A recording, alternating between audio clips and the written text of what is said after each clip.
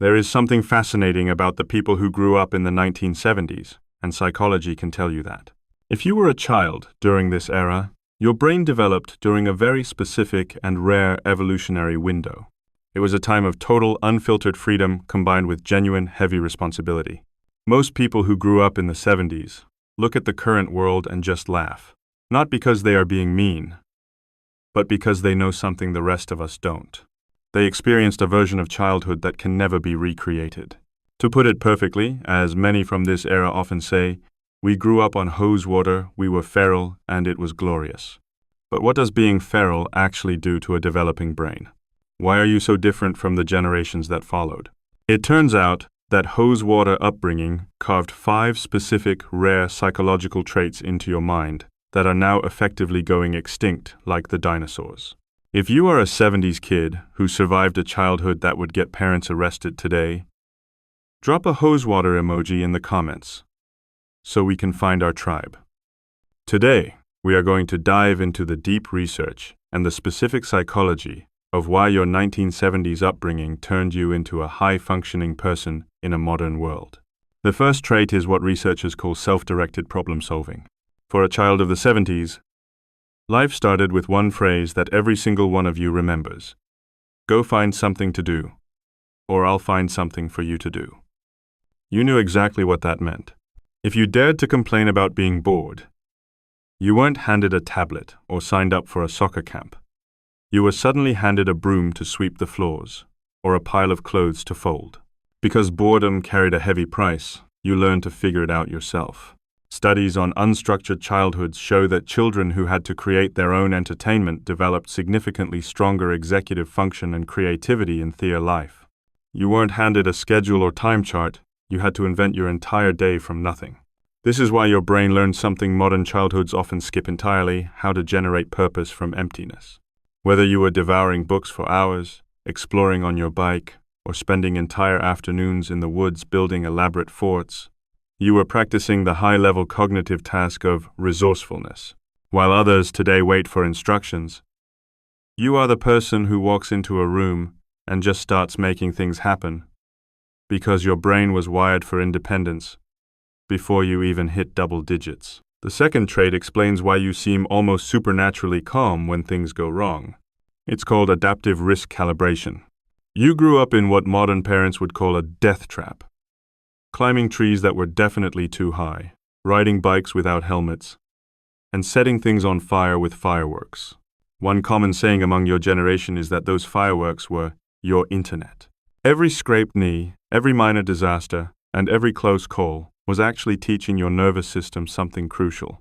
Research in developmental psychology shows that children who experience physical risk in play develop better threat assessment and lower baseline anxiety as adults.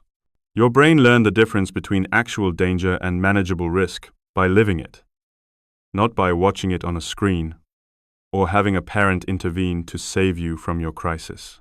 When you broke a bone or got a scar, it felt like a Medal of Honor with a story behind it. This is why in adulthood you can walk into a crisis and just start solving it while everyone else is in panic mode. You are not different. You're just battle-tested.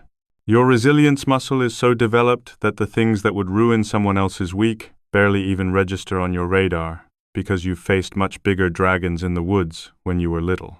There is a piece of your psychology that the younger generations, especially Gen Z, may never truly understand. You carry a comfortable solitude capacity. You spent hours in your room listening to music on a record player, or laying on the grass just talking to friends, or exploring the neighborhood alone. You weren't doing this because you were lonely. You did it because there was no screen demanding your attention every 3 seconds. Studies on pre-digital childhoods found that people who grew up before constant connectivity show significantly less anxiety when alone with their thoughts. In fact, recent research had participants choose mild electric shocks over sitting quietly for 15 minutes. A study you would likely find ridiculous. You learned early that boredom isn't an emergency. Your brain never developed the dopamine addiction to constant stimulation that defines today's modern life. This is why you can wait in long lines without losing your mind or sit on a porch for an hour without checking your phone. Your peace isn't antisocial behavior, it's depth. You have a rich inner world that is self-sufficient, meaning you don't need a crowd or a gadget to validate your existence. The fourth trait is what psychologists call analog patience, and it shaped your impulse control in ways you probably don't even realize. Your entire childhood was a training session in waiting. You waited for your favorite show once a week because there was no binge watching. You took photos on a roll of film and waited days to see if they even turned out. If you wanted to talk to a friend, you memorized their home phone number and just hoped they were home. Research on delayed gratification shows that people who grew up waiting for things develop better impulse control, better relationship outcomes, and even higher career success. This is why instant gratification doesn't satisfy you the way it does to today's younger generations. You understand that anything of value takes time to build. While the rest of the world is chasing quick fixes and instant results, your brain is wired for the long game. This makes you disciplined in a world that has largely lost the ability to wait. The trait that ties everything together is your unsupervised autonomy wiring. At 8 years old, you likely left the house in the morning and your parents' only rule was, be back before the streetlights come on. Nobody knew exactly where you were. Nobody was tracking your location with a GPS. You rode your bike to creeks miles away, played in the woods, and made judgment calls on your own. Research on childhood independence shows that children who have freedom of movement without constant supervision develop stronger internal motivation and superior decision-making skills than an average A child. You had to assess situations, interact with random strangers who might even offer you a lemonade and a sandwich, and deal with the consequences of your own choices. Your parents weren't your friends. They were the authority, and they trusted you to be competent enough to take orders. This is why you can plan, adapt, and think critically today without needing constant external guidance or permission from a boss or a partner. You are the internal CEO of your own life because you were required to be one before you were even a teenager.